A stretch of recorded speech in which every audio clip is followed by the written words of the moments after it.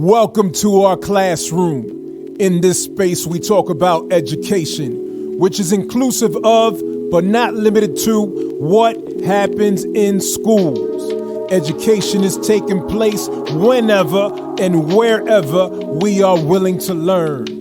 I am your host, Roberto Germán, and our classroom is officially in session. Welcome back to our classroom. Happy to be here with you all. And I am joined by Lorena. The one and only. Oh my. Here we go. Ready. Folks, last episode told you Lorena was a little long-winded.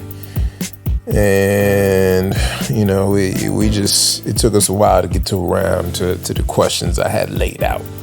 So, broke this up into a series. Whatever. You're welcome, everybody. So, multilingual speakers in the U.S., part 2. You ready? I guess. Let's do this.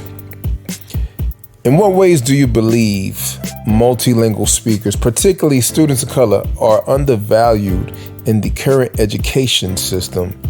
And how can this perception be shifted?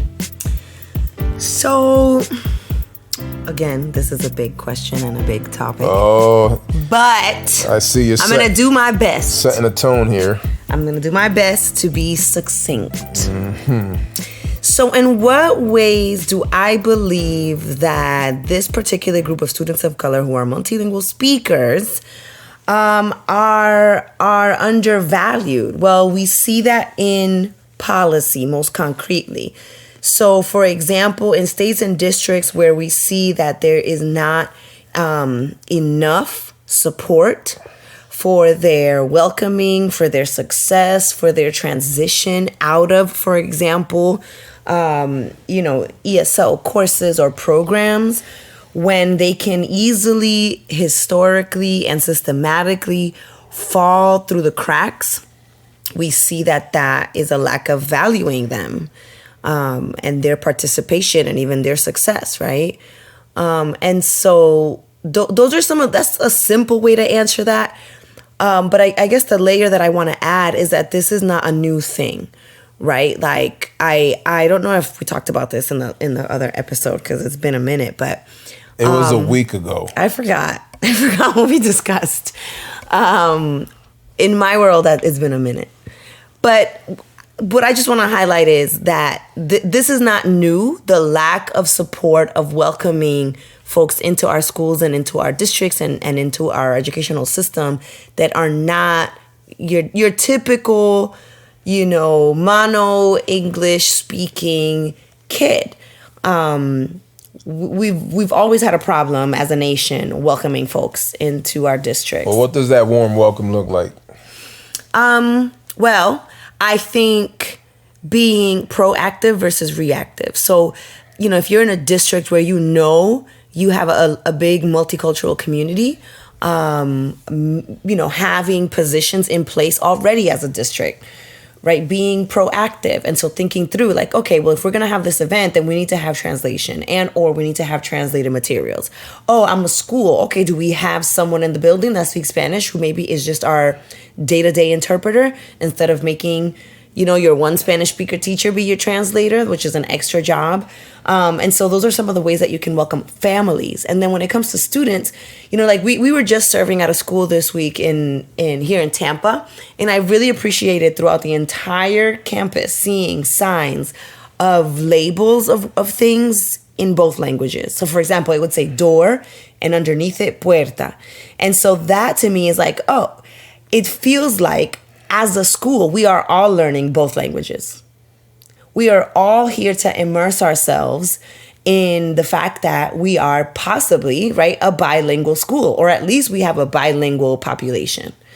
And so how to make it welcoming for... Yeah, in that case that you're saying, that's a school that has a significant Spanish-speaking population, but in other schools, they might have multiple groups, multiple languages, and so that should be reflected also. Correct. Sometimes you have schools that are, all right, they're going to highlight one language, typically Spanish, right? But you might have other sizable populations, ethnic populations, Right. and diversity of languages, and that should not be ignored, right? Right. Absolutely. We should be finding ways to make things accessible and amplify the other languages that are Yeah. represented in your school community. Right.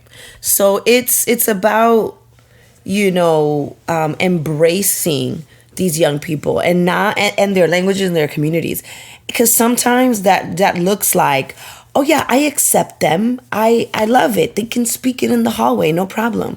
But there isn't an approach to actually honoring, celebrating, and sustaining these languages and cultures in a way that feels authentic to the kids and to their community, their parents, or whatever, their caregivers. Well, let's continue to build off of this. How can educators effectively celebrate, affirm, and sustain bilingualism and students' mother tongues within the classroom environment? Right. So that's a good question. Well, what would you say? I'm going to answer it too, but I'm wondering from your kind of administrative side, what do you think are some ways to sustain bilingualism? Well, I think I'd be looking at bringing students and families to the table to hear from them. I'm big on collecting data and both quantitative and qualitative, and using that to inform some next steps. But to me, it's also about empowering the different stakeholders, empowering families, empowering students. Sometimes we come up with stuff in schools without even truly giving thought or voice to the people it affects the most.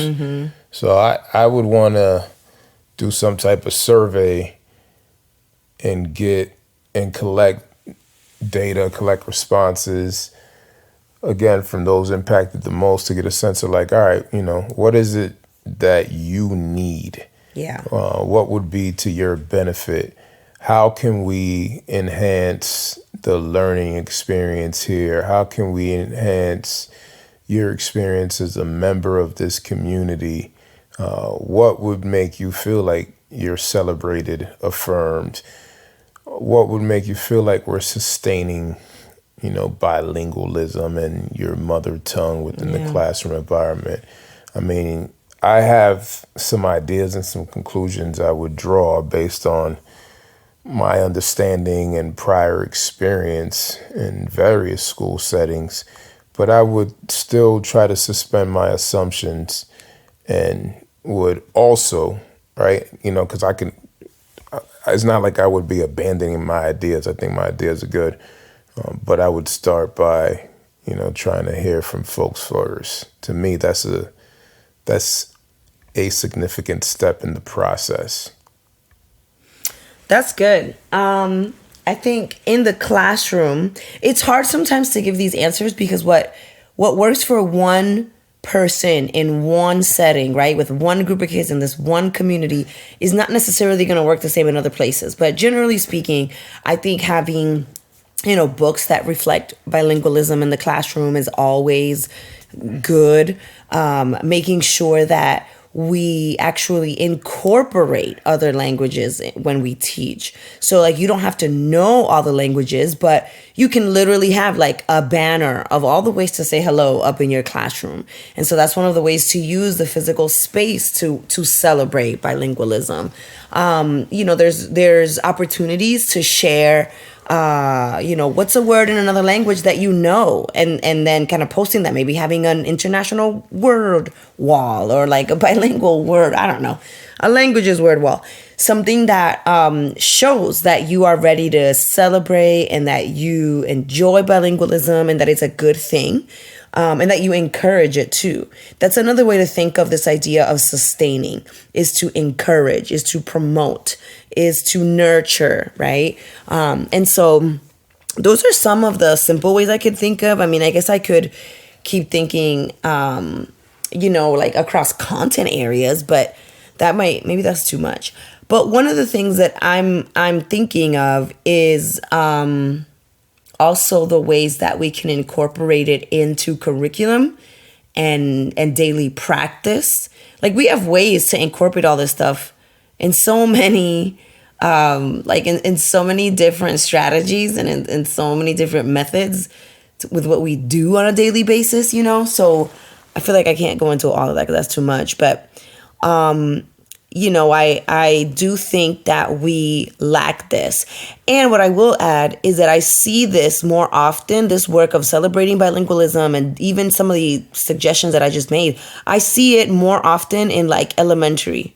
And again, something just happens when we get to middle and high school. It's like seriousness takes over, right? This idea of kids this is it. It's time to get for real now, because now you gotta be successful in these very narrow ways. And so we stop celebrating all the things that either make us, kind of who we are and who we become, and everything that seems like fun. And obviously I'm generalizing, but a lot of things that seem like fun and entertaining, we start to pull away and step away from, instead exchanging it for, what we think is rigor and seriousness and formalities.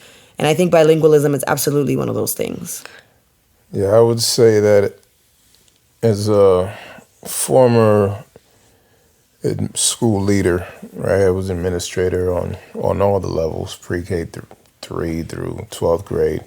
But thinking about my experience leading in middle and high school setting, I always found it helpful to spend time in the school level, grade levels that were, below wherever I was serving. So when I was serving on the high school level, it was helpful for me to spend time in the middle school environment and elementary. When I was serving the middle school, it was helpful to spend time in the elementary environment. Why do I mention that? Because listening to you say like, oh, you see this particularly in the elementary level, and then it, to some extent it kind of gets lost as there's a transition to middle and high school.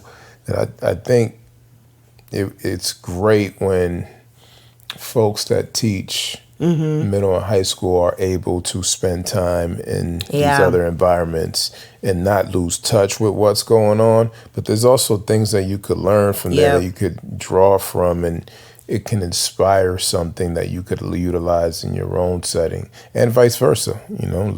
Loved it when, like when I was middle school principal in Texas, the elementary teachers from the lower campus would sometimes come. I appreciated when they were coming to see what's going on, what we're doing on the middle school level, because they could learn from us, they could draw from us, but it could also help them to better prepare their students to transition to the middle school environment. So we could all learn from each other. Yeah. Right. And we should learn from each other, and talk about learning from each other and building off of one another. I think, yes, there's plenty of things in textured teaching that support what we're talking about as it relates to this particular topic of multilingual speakers in the U.S.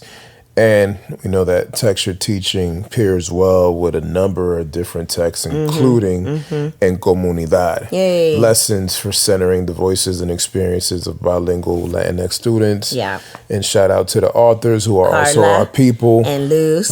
Carla España, Luz Yadira Herrera. Love the text, beautiful work.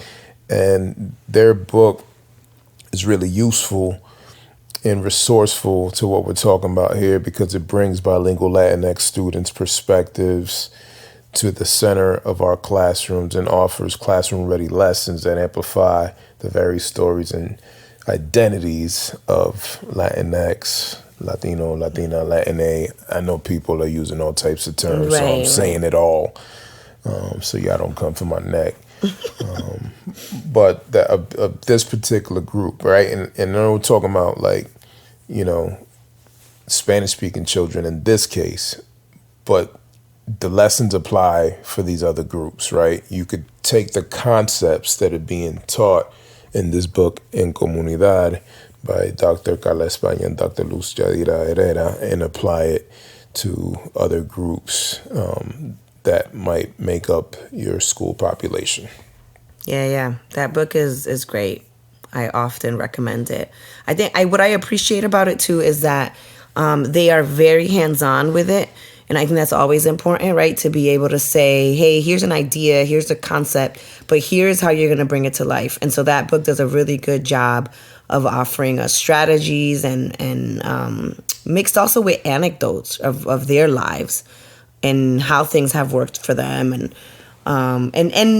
where even their research comes from, right? How it's very much stemming from their own lived experiences. Right. So these are not two folks sitting in an ivy tower somewhere pontificating on what the immigrant experience might be like or what it's like to be, a Latina immigrant from a country in Latin America, right? But like they've lived it, they've taught these particular groups of kids as well, and they can speak to the theory, they can speak to the concepts, and they can build, concrete ideas for us.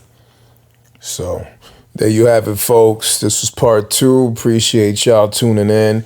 Next week, we'll conclude this series of multilingual speakers in the U.S. with part 3. So be ready for that. And again, in addition to textured teaching, if you don't have a copy of En Comunidad, Lessons for Centering the Voices and Experiences of Bilingual Latinx Students by Dr. Carla España and Luz Yadira Herrera, make sure you get a copy. It's a wrap. Yay. As always, your engagement in our classroom is greatly appreciated. Be sure to subscribe, rate the show, and write a review. Finally, for resources to help you understand the intersection of race, bias, education, and society, go to multiculturalclassroom.com. Peace and love from your host, Roberto Germán.